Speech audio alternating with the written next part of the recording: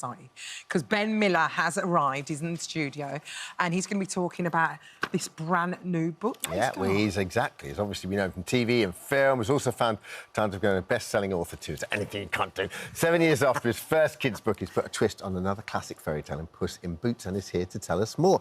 This is exciting, isn't it? I know, it's a tough market, you know, the cat children's author.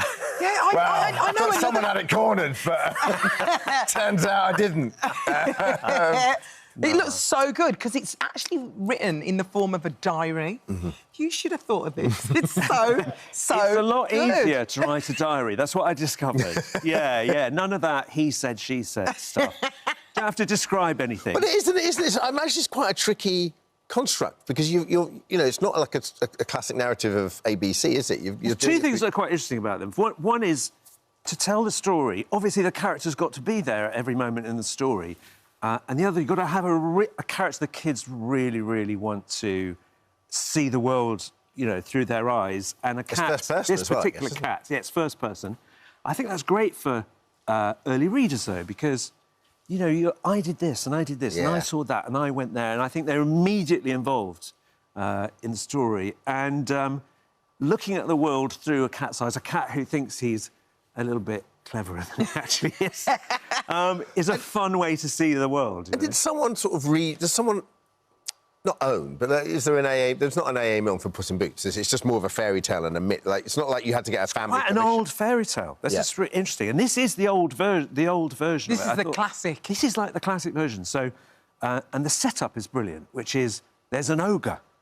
I'm not entirely sure what an ogre is, but it doesn't sound good. No. And the ogre eats the miller, and therefore the miller's son and the mill cat have to find somewhere to live. They've got to make their way in the world. Yeah. And the cat, being thinking he's cleverer than he is, thinks, I'm going to fool everyone into thinking I'm a human, and I'm going to go to the palace. So I'm going to get some boots, little outfit. I'll go to the palace, and I'll convince them that the miller's son is a lord, marry him off, and then we'll all live happily ever after. Yeah. The plan doesn't go well. No. But it is such a fun story, because you've got this...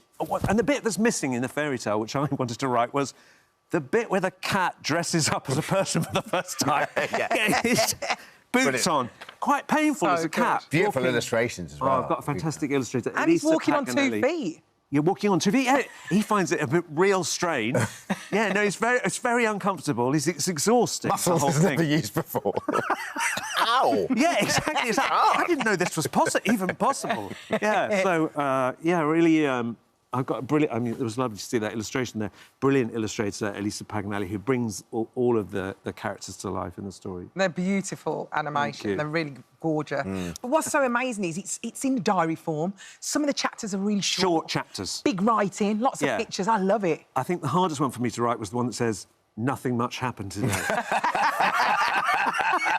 The thing is, as soon as I go to bed and read a chapter, I'm done after half a page. Well, also, I think this book is also for adults. Reading as well. to your kids, yeah, good for adults, good for anyone who basically, I think costs kids a lot to read. It costs them a lot of energy and effort, so it gives them that immediate reward. I've just finished the chapter. Because they're getting through it. I'm turning the pages and I'm getting through it. But also that crucial thing where your kid says, when you've got... You know, you've slightly miscalculated things, it's late, and you've got to get them to bed, and they said, can I have a story? And you go, nothing much happened. There you go. I'll be doing that chapter over and over again. Oh, that's my world at the moment as well. What do your kids make of it? Well, my daughter's quite a stern critic of mine. My daughter, Lana, she's 9 years old, yeah. She loves this sort of diary form. She's not one to hold back. I do try to... I check everything out with my daughter, you know, the stories. Obviously, I try them out on her. Do you know Puss in Boots? Do you know the story? And work on it with her in the car in the morning. I mean, they really earn their keep, those kids. But I'll give you a little, example of how unimpressed she can be.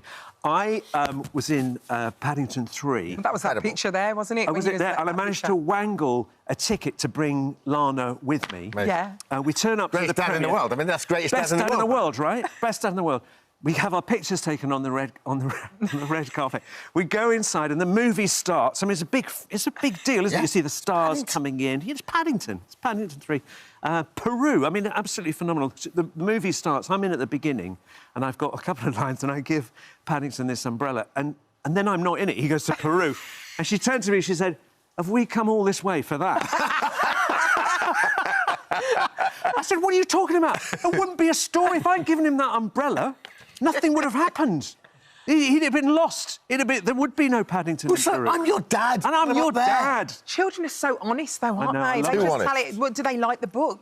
I mean, would they even dress up as one of the characters, maybe on World Book Day or something? That's the thing. I would love it if my own kids would dress as... kids do dress as my characters on World Book Day, and I love it. Yeah. I got this character who, in a book called The Boy Who Made the World Disappear, where he gets given, instead of a balloon at a party, children's party, he gets given a black hole on a piece of string. And every year I get kids posting photos with a black balloon on a stick like this. That's so costume, cool. So, brilliant idea for a costume. My daughter will never dress as any of my characters. This year we had Trunchbull, I think she came as.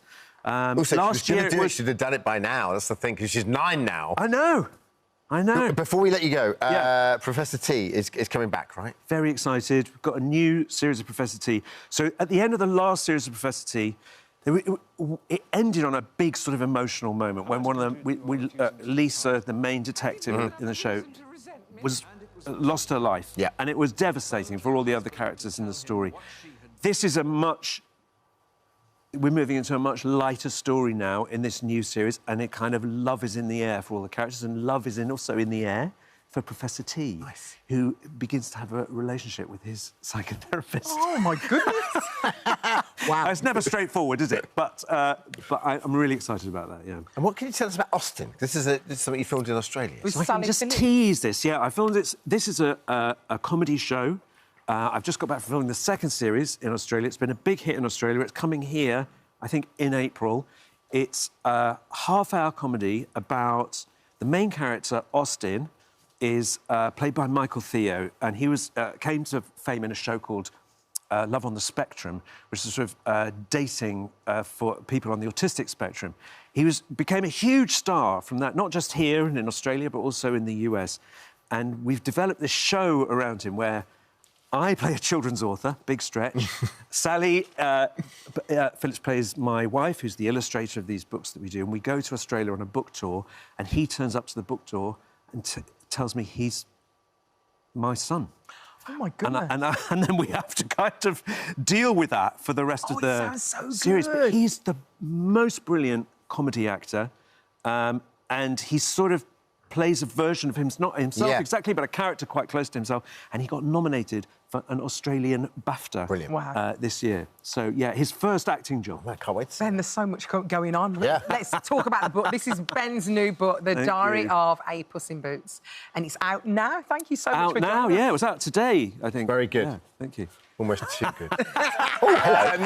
Thanks for visiting our This Morning YouTube channel. We upload tons of new content every single day. So hit the subscribe button, like all the videos, and don't miss out. We'll see you in the morning.